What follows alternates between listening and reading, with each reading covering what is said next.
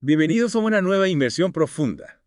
Hoy vamos a explorar un tema que desafortunadamente ha estado con la humanidad desde siempre, ¿verdad? El homicidio. Exactamente. Y para esta inmersión, bueno, hemos reunido una variedad de fuentes, ¿eh? Nos centraremos principalmente en la definición legal y las clasificaciones de homicidio, tal como se entienden en diferentes países de todo el mundo. Ajá, Nuestro objetivo hoy es básicamente extraer una comprensión clara y concisa de lo que constituye homicidio legalmente hablando, sus diversas formas y, por supuesto, cómo los diferentes sistemas legales abordan este acto bastante grave. totalmente. Y ya sabes, para empezar, la propia palabra homicidio tiene raíces profundas, ¿verdad? Viene del latín homicidium, que literalmente significa matar a un ser humano. Correcto. Homo, ser humano, caere, matar. Así que en esencia, eso es lo que vamos a analizar. Y a lo largo de nuestra inmersión tocaremos esas clasificaciones generales de homicidio, ya sabes, reconocidas por los sistemas legales de todo el mundo. Por supuesto. Y creo que un buen punto de partida sería cómo la intención juega un papel crucial en la clasificación del homicidio. A menudo verás una distinción entre lo que se llama homicidio doloso, que significa intencional, y homicidio involuntario. Déjame desglosar eso un poco. Entonces, doloso o homicidio intencional, ese es el que, ocurre cuando alguien tiene la intención positiva de causar la muerte, ¿verdad? Mm. Entiende lo que está haciendo, entiende el resultado. Es una decisión consciente de acabar con la vida de otra persona. Exactamente. El individuo que comete el acto tiene la capacidad de desear ese resultado, la muerte de la víctima, y comprende las consecuencias de sus acciones para lograr ese resultado. Claro. En el otro extremo del espectro tenemos el homicidio involuntario, también conocido como homicidio culposo o negligente, que ocurre cuando una muerte resulta de una negligencia. Entonces, no hay una intención activa de matar, ¿verdad? Es más una cuestión de no ejercer un cuidado razonable. Correcto. Puede manifestarse de un par de maneras. Una es que alguien conoce un riesgo potencial de muerte, cree que puede evitarlo, pero falla en hacerlo y la muerte ocurre. O bien, puede suceder cuando la persona ignora por completo un riesgo de muerte, un riesgo que debería haber sido obvio para ellos, y alguien muere. El principio clave aquí es el deber que tiene toda persona de evitar causar daño a otros. Y las acciones o emisiones sin intención pero que conducen a la muerte pueden ser juzgadas bajo el derecho penal. Tiene sentido. Se trata de responsabilidad, ¿verdad? Incluso cuando el resultado no era el objetivo principal. Ahora, nuestras fuentes también mencionan algo llamado homicidio preterintencional. Y eso suena un poco más matizado, me parece. Sí, lo es. El homicidio preterintencional se refiere a situaciones en las que la intención inicial era causar daño, pero de manera no intencionada resultó en la muerte. Así que un ejemplo de nuestra fuente es, digamos, que alguien tiene la intención de causar hematomas, pero accidentalmente causa una lesión fatal. Se considera un punto intermedio, como señalan nuestras fuentes, entre el homicidio intencional y el negligente. Entonces, hay algo de intención, pero no la intención de matar. ¿Cómo abordan esto los diferentes sistemas legales? Bueno, los tratamientos legales varían. Algunas jurisdicciones, por ejemplo Italia, Francia, podrían verlo desde una perspectiva de responsabilidad objetiva, lo que significa que si la muerte estaba relacionada causalmente con el acto inicial voluntario de daño, entonces se atribuye la responsabilidad por la muerte. Otros, como España, Suiza, Suecia, tienden a preferir tratar estos casos como delitos concurrentes, la lesión intencional y el homicidio involuntario. Interesante. Una especie de enfoque de doble vertiente en esos últimos países. Ahora, también vimos enumerados el homicidio simple y el calificado. ¿Cuál es la distinción ahí? El homicidio simple, como su nombre indica, es la forma básica de matar intencionalmente sin ningún factor agravante específico. Y estos factores suelen incluir cosas como la premeditación, la alevosía, que profundizaremos un poco más tarde, la ventaja o la traición. De acuerdo, así que es como un cargo base. Y luego, calificado, un homicidio agravado, es cuando esas circunstancias específicas, ya sabes, a menudo más atroces, están presentes durante la muerte intencional. Correcto. Es una muerte intencional llevada a cabo bajo condiciones particulares, condiciones relacionadas con, ya sabes, cómo se hizo o los medios utilizados. Ahora, cambiando un poco de tema, nuestras fuentes también describen tipos específicos de homicidio basados en la relación entre quien comete el acto y la víctima. Ya sabes, estamos hablando de términos como uxoricidio y parricidio. Sí, estas clasificaciones resaltan la conexión específica entre el autor y el fallecido. Así que uxoricidio, como mencionaste, se refiere al asesinato de una esposa o novia, mientras que mariticidio es el asesinato de un esposo o novio. Parricidio es el asesinato de ascendientes o descendientes en línea recta, es decir, padres o hijos. Luego tenemos magnicidio, que es el asesinato del jefe de Estado, y la horrible categoría de genocidio, que es el asesinato de un grupo basado en su etnia, raza o religión. Es importante señalar, como lo hacen nuestras fuentes, que estas clasificaciones basadas en la relación, ya sabes, pueden tener diferentes consecuencias legales, ¿verdad? Lo que refleja los valores sociales que se otorgan a estas relaciones. Absolutamente. Y luego, dentro del homicidio calificado, encontramos subclasificaciones adicionales, y estas se basan en si las circunstancias que rodean la muerte se consideran agravantes o atenuantes. Vamos a desglosar eso. Entonces, homicidio calificado agravado, ¿qué tipo de circunstancias lo harían más severo? Bueno, varios factores pueden agravar el cargo. Como mencionamos, la relación, como el parricidio, es uno, el método utilizado es otro.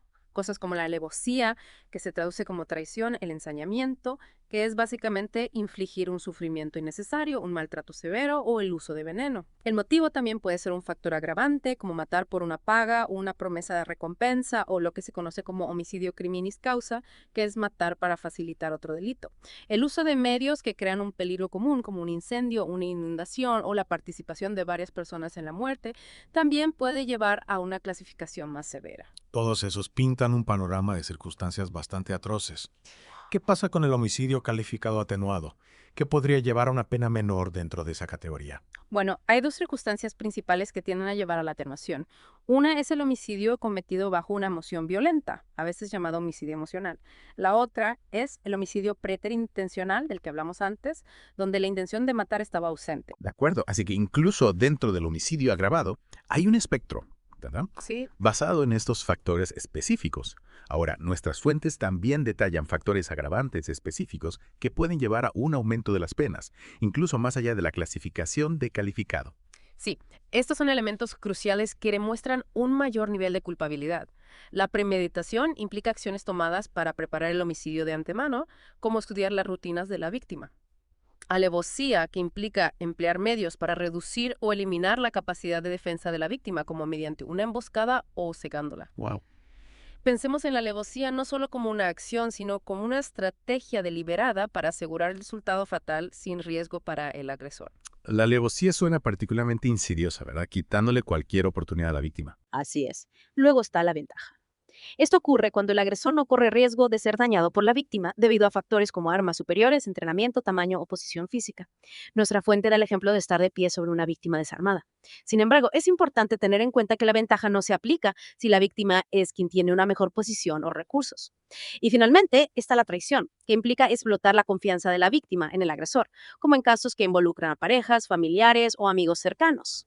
Esa sensación de traición, ya sabes, agrega otra capa de reprobabilidad moral al acto. Sí. Ahora, la distinción entre homicidio y asesinato, Ya. o asesinato premeditado, como a menudo se traduce, parece bastante significativa. Nuestras fuentes sugieren que asesinato no es cualquier homicidio. Esa es una distinción clave, particularmente en sistemas legales como el español y algunos países latinoamericanos. El asesinato es esencialmente un tipo específico de homicidio calificado, caracterizado por la presencia de ciertas circunstancias particularmente graves.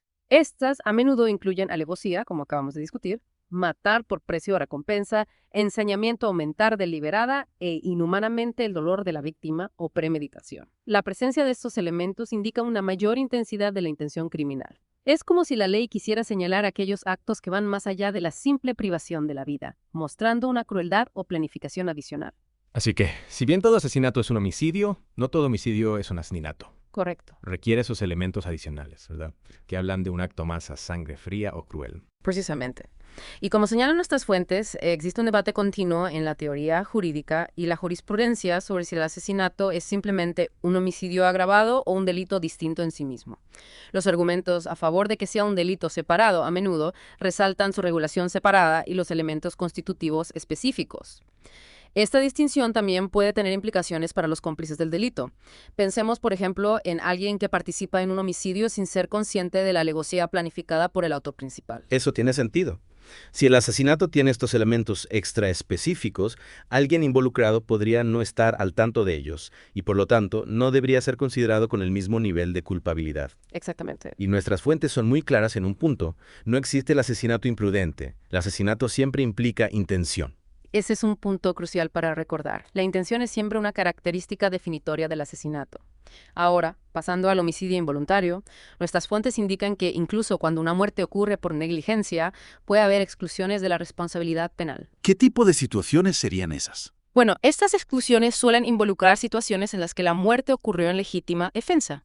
En la prevención de un delito más grave, lo que se conoce como estado de necesidad, cuando alguien obedece una orden lícita de un superior, o en el cumplimiento de un deber legal. En estos casos, la ley reconoce que las circunstancias pueden anular o mitigar la culpabilidad penal por la privación involuntaria de una vida. Es un delicado equilibrio que la ley busca establecer. Se trata de equilibrar la sacralidad de la vida con otras consideraciones legales y éticas convincentes, ¿verdad? Sí. Ahora, cambiamos nuestro enfoque hacia los sujetos involucrados en el homicidio. Nuestras fuentes mencionan el sujeto activo y el sujeto pasivo. ¿Podría explicarnos eso? En términos legales, el sujeto activo se refiere a la persona que lleva a cabo la acción o omisión que resulta en la muerte, quien comete el homicidio. El sujeto pasivo es el individuo cuyo derecho a la vida es violado. Es importante notar la distinción que hacen nuestras fuentes aquí entre sujeto pasivo y víctima. Mientras que el sujeto pasivo es fallecido, el término víctima puede abarcar a otros que se ven afectados por el delito. La víctima, en un sentido amplio, sufre las consecuencias del acto criminal. Entonces, la víctima, en un sentido más amplio, podría incluir a familiares, amigos y la comunidad en general afectada por la pérdida de una vida. Correcto. Ahora, hablemos de la conducta, el acto mismo del homicidio. La conducta se puede clasificar de dos formas principales: conducta de acción y conducta de omisión. La conducta de acción es cuando el sujeto activo toma medidas físicas que causan directamente la muerte del sujeto pasivo. Este es el escenario más directo y evidente que solemos imaginar cuando pensamos en un homicidio. De acuerdo, ese es el escenario más obvio, ¿verdad? El acto de matar. ¿Qué pasa con la conducta de omisión? La conducta de omisión ocurre cuando el sujeto activo no actúa, cuando tiene el deber de proteger la vida del sujeto pasivo, y esta falta de acción conduce a la muerte. Nuestra fuente proporciona un ejemplo contundente: una madre que intencionalmente le niega alimentos a su hijo, lo que resulta en la muerte del niño. En este caso, la madre tenía un claro deber de cuidado y su omisión de cumplir ese deber condujo al resultado fatal.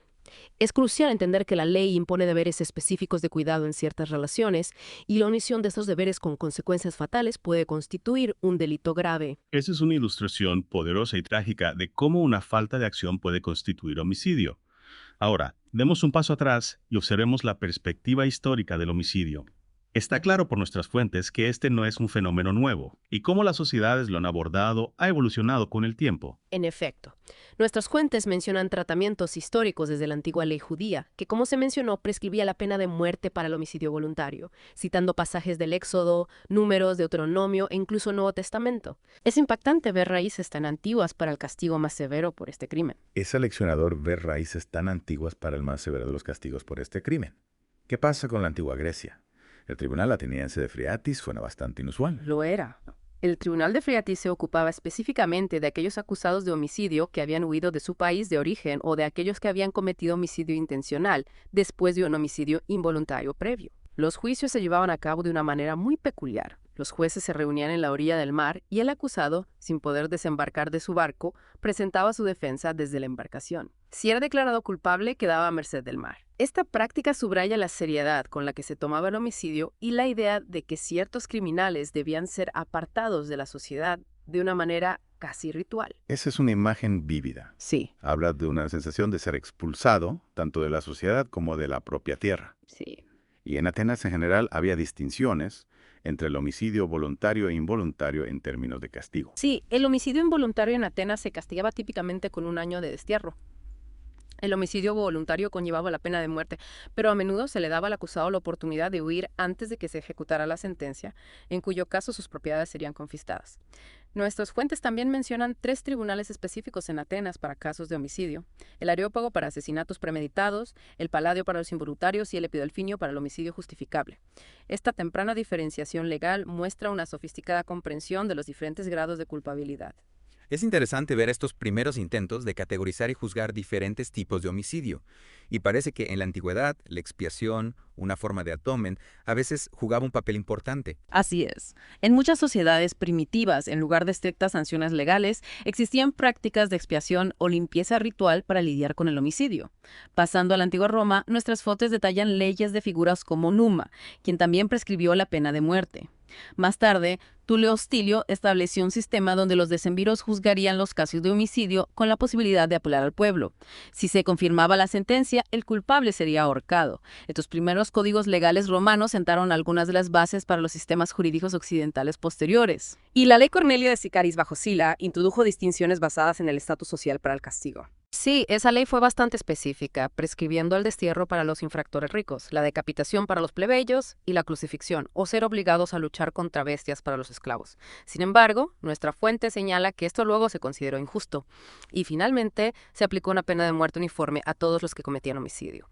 Finalmente, nuestra reseña histórica menciona la postura del Concilio de Trento contra la ordenación de aquellos culpables de homicidio voluntario, con excepciones hechas para el homicidio involuntario solo bajo circunstancias muy específicas y apremiantes.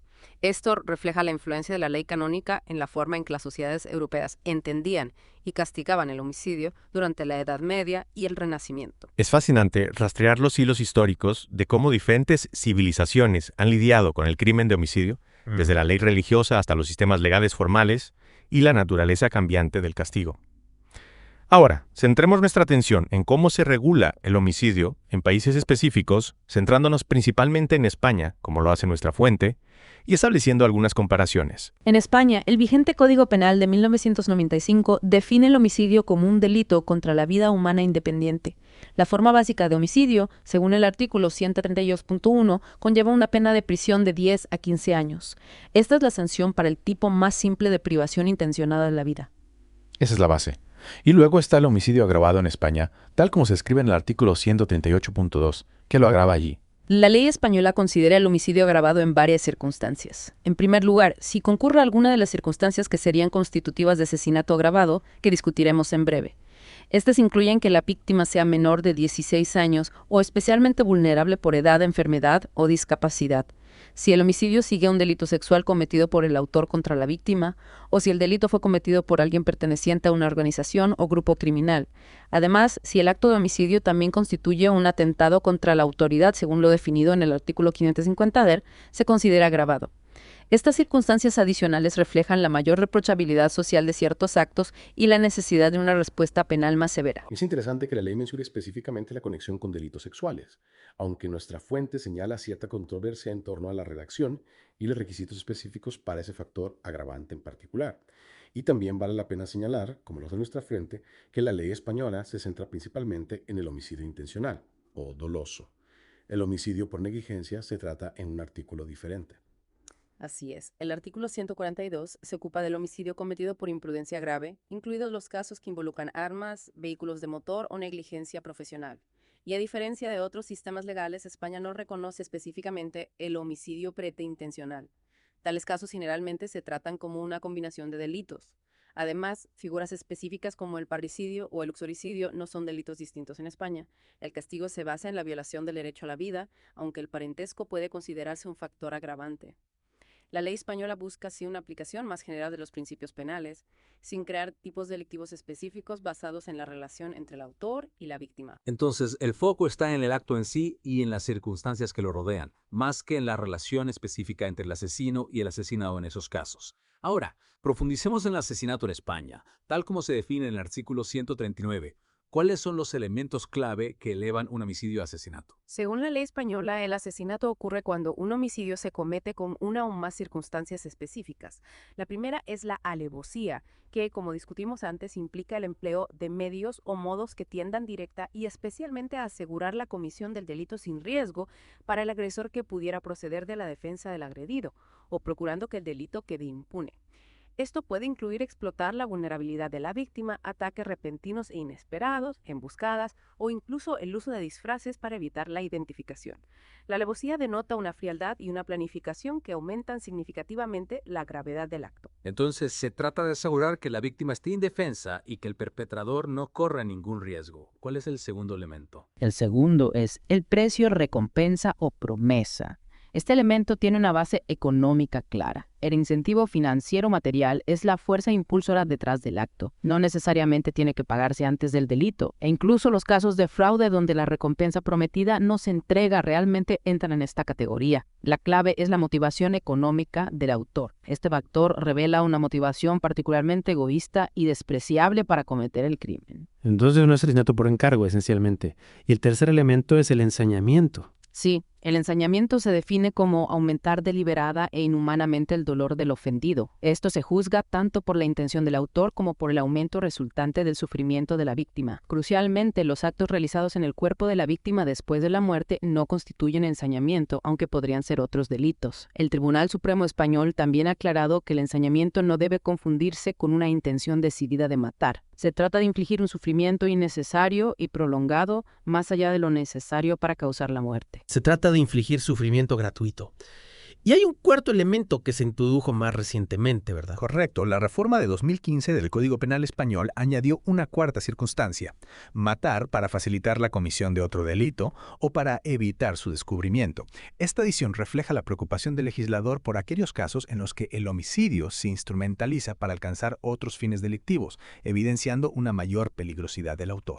Entonces, el asesinato en España está marcado por estas condiciones particularmente reprobables que demuestran un mayor nivel de intención criminal y culpabilidad. Ahora, toquemos brevemente cómo algunos otros países mencionados en nuestra fuente regulan el homicidio. Argentina, por ejemplo, también tiene homicidio agravado. Sí, en Argentina el homicidio está penalizado en los artículos 79 a 74 del Código Penal. Tiene una amplia gama de factores agravantes, muchos de los cuales se superponen con lo que hemos discutido, como la relación con la víctima, el método utilizado como ensañamiento o alevosía, matar por precio y motivaciones basadas en el odio racial, religioso, de género o por orientación sexual. También consideran el uso de medios que crean peligro común, la participación premeditada de varias personas, matar para facilitar otro delito y categorías específicas como el femicidio y el femicidio vinculado, que es matar a alguien para causar sufrimiento a una persona con la que el autor tiene o tuvo una relación. Argentina también reconoce circunstancias atenuantes como la emoción violenta y el homicidio preterintencional que conducen a una pena menor. La legislación argentina parece poner un énfasis particular en proteger a ciertos grupos vulnerables y en sancionar las motivaciones discriminatorias. El concepto de femicidio vinculado es particularmente importante, reconociendo el daño infligido a otros conectados con la víctima principal. ¿Qué pasa con Ecuador?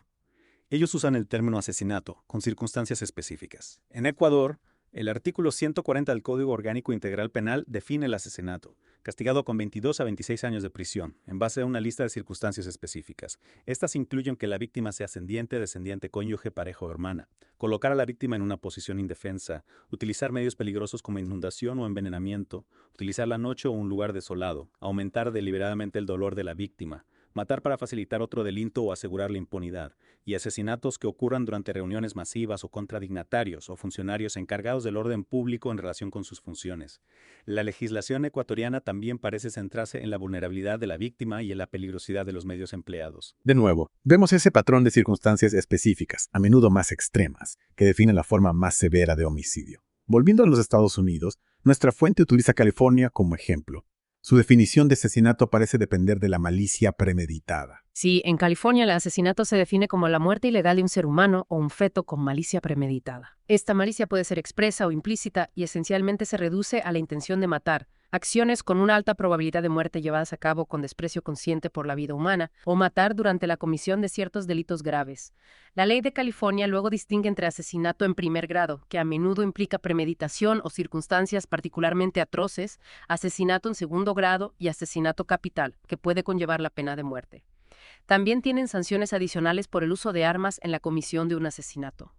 La legislación estadounidense, en el caso de California, establece una jerarquía clara de homicidios basada en la intencionalidad y las circunstancias agravantes. Y mencionan específicamente penas mayores para los asesinatos motivados por el odio. Pero, ¿y Venezuela también tienen sus propias tipologías de homicidio?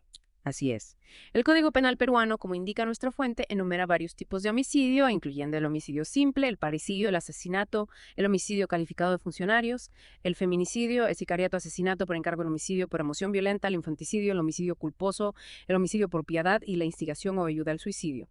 El Código Penal venezolano similarmente describe diferentes categorías como el homicidio simple, el homicidio calificado con factores agravantes como el veneno o la alevosía, el homicidio agravado con víctimas como hermanos o funcionarios de alto rango, el homicidio con causal donde condiciones preexistentes contribuyen a la muerte, el homicidio culposo y el homicidio preterintencional.